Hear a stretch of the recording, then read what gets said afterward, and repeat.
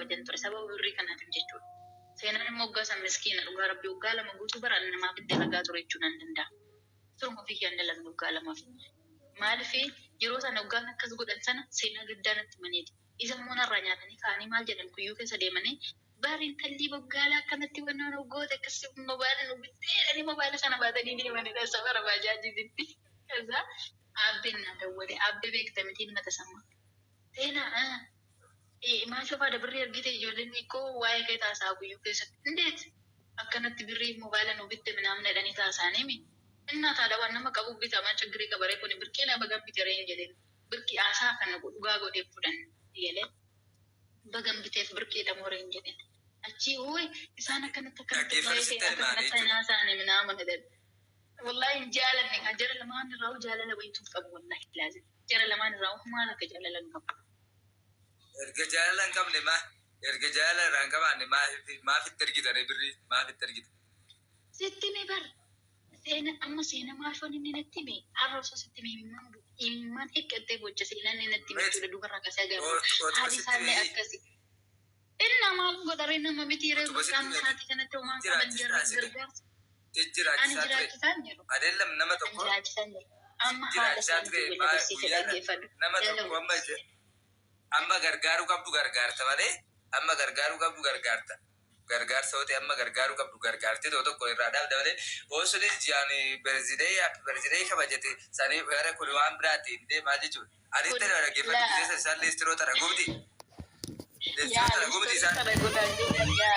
Isaan natti manii Kaza ani nan beeka ani isaan nan beeka guyyaa tokko isaan mana baankii seenu argeen beeku sii galee gaafa oduu wayii dhagee akka saassi waliin jiran dhageen mana baankii kana alaala kaachatii seenu wayyo birrii intala keenya baafachuu seenu baay'ee jedhaani birrii intala keenya baafachuu seenu baay'ee gara ana obboleessa fi yoo nyaachiste maal ta'a godhoo gaafa. Isaan diraamaa namatti hojjetan wallahi laazim. Jechuun guyyaa amma fakkeenya gaafan haadholii isaanii kanaan kun 50 ergee fi haadha firooti haadha saniitiifis gaafa kana haadhonni isaanii kun na dubbisanii turan viidiyoodhaan haasofne danda'uminna ishiinis seena badaa tokko natti himte tunis seena badaa danda'uma haadha firootitu wayyaa qaba. Seena isaan namatti himan dhugaa garaa baay'ee tokko si gaddisiisa. Sababa kanaaf ani dhimee guutuu jiraachisuu hin baaddellee amma qaburra rabbiin naaf kennee fayyaa naaf kennee hojjechuu hin danda'amu miti amma qaburraa kennuuf hin qabade. Isaan sanatti akka ammaa kana birriin kun qubna gara na biratti hin qabu mana garaachi laggatii birriin beeku sababni isaa rakkadhee biyyaan baaneen quufanna baasen rakkadhee biyyaan baaneen waaqa na beekta sababa kanatti birriidhaaf gatiin qabu birriidhaaf boota guddaa hin qabu jechuun akkas birriin kun warra oolaa waa bitaa waa dalagaan kunis asuma sammuu kee keessatti nuraatu. Galee namaaf waa gochuu bichaadha kaayyoon kee bas abaluun nama gammachiisu qofa yaadniti maalan godhee fi gammachiisa nama kana akkamittiin isa gammachiisa qofa yaadne malee birrii kanaan waa godhadha akkanatti fuudhe akkanatti hojjedhee fuudhe tasuma yaada isaa sammuu keessaan qabu akkamittiin nama gammachiisa qofa kaayyoon kee nama isaan sana gammachiisu banan sana hundumaa godhe gane isaan irraas misgaanaan arganne isaanis kana godhanii raawwatanii achi deebi'anii na hamatanii deebi'anii immoo biloo kina godhanii na biraa deeman jirre sikkoona biloo kanii na biraa deeman. Jarri lamaan irratti filamtee fi raawwatee biloo kina godhanii na biraa deeman. Tokko caala dhaami tokko caala dhabdi. Laa jara lamaan bichaa. Caala nama kuttee. Maashinii daf caala dhabdi maashinii caala. Laa firoo maqaan isaa firoodha tokko. Jarri lamaan obbolaa fakkaata rifeensi isaanii wal fakkaata baay'ee babbareeddi jarri. Kalloo isaanii miti ishuma bakka alis caala. Laa firoon hambajaa jiru kutan laa caalaan guddeenyaa isaati. Caalaa miti caalaa osoo hin taane firaa ol amma argee jira mucaa niitii fuudhara. Wayne waaqayyo qomaa miti birriin hin barsiisu. Ani waggaa lama namaaf hin hojjedhe waaqi. Waggaa lama guutuu dhimma namaatti hin hojjechaa ture. Guyyaa takka bakkee irratti galchee ture beeku dhugaa rabbi. Guyyaa takka sunis dhufe rakkadde naan jedha naman kennaaf sunis dhufe rakkadde naan jedha naman kennaaf sunis dhufe rakkadde naman kennaaf. Sirma dirdi oomta billee yoo dhabillee kinoo rabbiin nagaa nan hojjete yoo dhabillee biddireeffadhee namaa kenna bara. biddireeffadhe gaas namni namaaf jedhee rakkataa irra bu'ee maraadhate namarraa kadhadhe namaa kenna bara. Fayyaa qabdu wallaa dhugaa keenya. Namoonni ni mattaa'ee hindi maaliif ni manne gaarii. Wallaa ችግር አለብኝ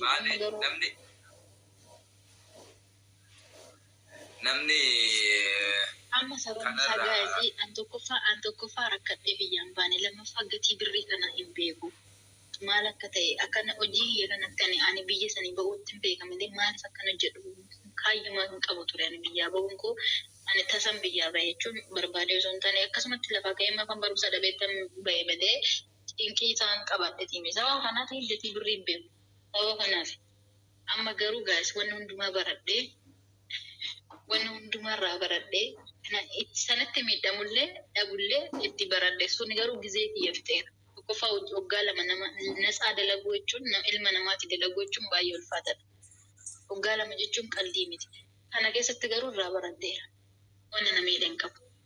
Kanaaf amma garuu irraa baradhee gatii birrii bareeraa jechuudha. Silazii amma booda waan akkasiin godhu kan darbe waggas tokkoffaa daa'imummaan qabaa lammaffaa irratti gatii birrii beekuu sadaffaa irratti waan takka barbaadan. Ani biyyuma sanii ba'uu bichaan barbaada ture malee waggas akka kana yaadennu. Galoota akkasi jaalatteerti jaalala ishee eeyyamameef.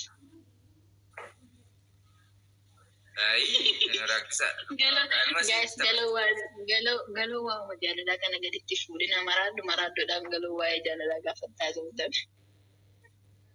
Jaalala maalitti beektu shamarran ammaa immoo jaalala jiru jaalalli zeeroodha jaalalli maal jechuudha jaalala jechuun.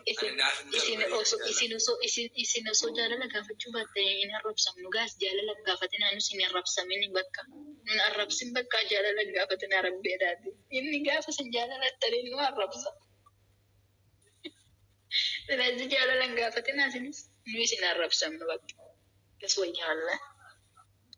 Akkasi gaagalo እንደዚህ ነበረ ህይወት እንደዚህ ነበረ shamarran bara kana jechuun sammuun qabdu sammuu ofitti deebi'amee ofitti deebisa sammuu keessa ofitti deebisa.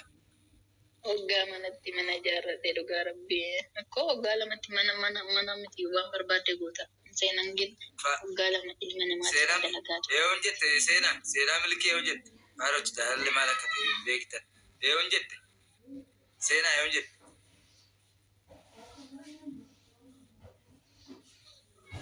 Innaa jechuudha kana keessa immoo galoo jechuudha. Wagguma lamaa san keessatti immoo mana sanaa ba'ee tanan mana biraa galee mana biraa sanatti immoo birrii 1,000 nyaadha ture jeetti birrii 1,000 sana immoo saraatanyaatti torba ta'anii manatti galla turre. Nama naa ergu dhabee tanan baanti birrii 6,000 jechuudha walitti cimmifadhee osoo hin teechisaa jiru achi immoo sataatti hattuun isaanuma keessa Baanglaadeshii Paakistaan inni walitti galee isaanuma keessa naaf fudhatan. Wallahi hoggasis boo'eeti mal zemani. Maaliif atamtaati bakka hundatti? Asitti laa mana tokko jiraanna. Cobboo hojjetteetta jira. Dhaggeeffadhu sitti maatiin kee dhageenya seete sitti ma dhaggeeffadhu maal godhanii mana sanatti qulfii shaanta isaaniitti ilaa kaalsiidhaan maraniit feestaaliidhaan maraniit waan beekan maranii uffata isaaniitti qulfii qulfatanii qulfii isaanii as keessatti baattatanii deeman isaan. Kan seenamu kanallee naaf hin galu beeku. Ana akkuma uffumsi lamaatu naala fuudha mana keessa jirra silaa isaan kan akkuma kiyyatti nama waan ta'eef birrii 6 walitti cimmifadhe tanan laash arabatti illee himee tanan arabni eenyussana barbaade dhukkee sirraa kaasisee arginaan. Maal jettasi? Dhukkee sirraa kaasisee Assaddaabiin foloo jechuudha. Foloo iyyuu narraan qabdu foloo. Dhiisi. Anaa wal beekti. Foloo iyyuu narraan qabdu kolkolleen tun jechuudha illee. Ani maal abbaa keessatti assaddabsiise keenyaa danda'amu kiyyaa akkasii tanan jaaladhee birrii baasisee ta'e ani seenaa ilma namaatiin jedhuudhaan garaa laafinnata kiyya malee ani nama jaaladhee kan namaa kenna seete. Kolkolee akkasii tan dhiira jaaladhee bashaqaxamuudha birrii kiyya seete bishqi. Sigaadii sila rabsine anaati dhugaa situ naara siranitti. Ambal ilma dhiiraa jaalallee sun kana qarshii takka jaalallee kiyyaa kanneen beeku dhugaa rabbi. Qarshii takka nama bir jaalallee koo ta'e nama birrii na gaafate bilookitti na kaan. Gingara laafinnata kiyya karaa kaanii kaanii natti dhufanii akka nyaatamullee isa jaalalummaadhaan natti dhufe abadan alaa dargoo. Abadan hin argattu karaa sana jechuudha. Akkasiin na seete nama meeqa fikiranyaa kee birrii sirraa nyaate ta'u mana waggaa meeqa ijaareen lafatti si gatee deeme ina softanii qulqulluu akka keessanii na seetanii na seenu. Ani birriin baasatti illee gaabbeen beeku bana garaachillee. Tasumatti gaabbu birriin namaa kenne sana takkaatti gaabbeen beeku. Girraa baradheera garuu. Nu warra bakka ani warra isaanii gadi hin jiru isaan irraa waliin jira. Waan darbe dhiisee ati dumaa ho'i. Waan darbe darbeera. Yaadanii miti bar darbeessan. Maashee sitti taphatte. Si gassiifaa. Dhala nama isa bichaadha sumuudhaan. Ani akka balee sanii natti taphate hin jiru yaaqi. Wayilee safuudha dhugaa. Ajaa'iba! Seenaa baay'ee garaa nama nyaatu. Bakka seenaa baay'ee garaa nama nyaatu seenaan kuni. Homaa gochuun hin danda'amu mudata waan ta'eef.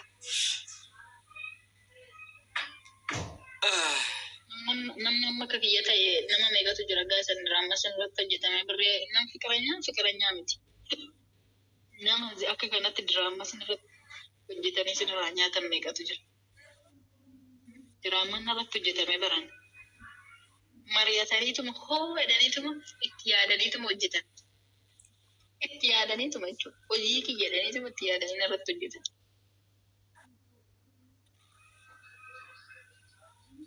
Namu ammalaa bira kiyyaa miti. Amma nama feesbuuka wal bartamti gaa'is. Feesbuuka nan bare hunduma isaaniitu. Feesbuuka wal bareetanan nagaa rabbi wal gaafanne wal barraa akka obbolummaa walitti siqnaa kana booda seenaa isaa nama gaddisiisu wayisitti. Gaafa seenaa gaddisiisanatti mananii danda'u waaqni. Kana booda bakka akka seenaa sana akkasitti ani isaan sitti maniif akka itti gargaartuuf eegale. Akkanatti malee fira koo miti. Feesbuuka irra nan bare jala hundumaayyuu. Fira koo immoo osoo ta'e gaarii miti.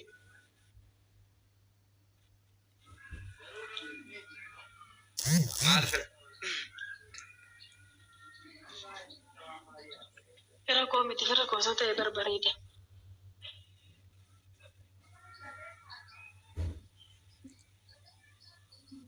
Kana kaagala. Rakkisaadha. Rakkisaadha dhugaa. Ajaa'iba qabdaati. Ajaa'iba. Ani beekam durayyuu beeka garuu ani duraanuu dhaga'eera. Ijoollee baay'ee seenaa mata kana guutuu dalagdee birriin kee meerre maal hojjetatte naamna jettan innaa ta'an waggaa lama guutuu namaaf dalagaa ture. Homaan qabdu. Homaan qabu wanni miskiina erga waa qabaanne maalan godhaasi. Ani koo kanaafani maal goota galiitoo yeerome. Jireenya biyya alaa safarran biyya alaatti dhaggeeffadhu sitti hima. Ammallee Itoophiyaan dhufee birrii 500 nyaatamee bara. 500 tokko lama of fedhee kanan. Koo kanaaf amma jireenya itti haasoftaa jireenya nan ijaasa jireenya nan jiru jireenya itti yaadda kunis natti taphatu kunis rabbii waumaaf na waumaan na fattanaa jira dheetu man zemmede waumaan na qoraa jira dheetu man jallisinas. Abeeti kun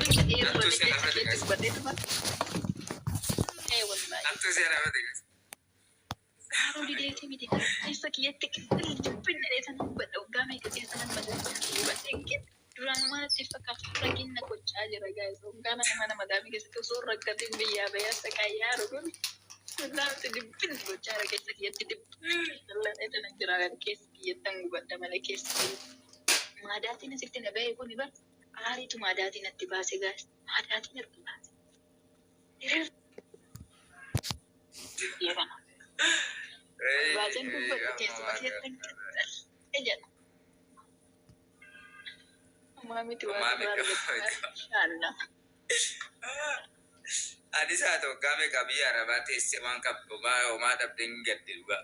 Waa hundumarra waggaa meeqa hojjettee waggaa meeqa gubattee isaati birri amma barkaa hin qabne hin gaddisi. Maaliif beektaa? Rabbiin kun maaliif na qora beektaa akkanatti? Maaliif na qora beektaa? Qofa rakkatee biyyaan baanii minnifkata kiyya quufee jechuudha. Intalla baluu kana godhatte intalla baluu akkas taatetu na baase biyya gaafan bahu asitti gatii birrii wallaaluun kiyya battaa miti na qochee tokko Tanumaaf na fatanaa kana hunda na kuttara wallahi.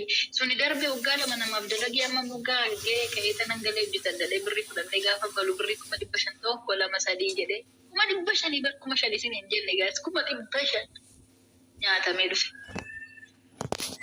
Godi isa godi isa siiko wayi tasarakkabdee finfinneetti. Attuma isaa seera siiko. Atti yuuti gaafa finfinnee.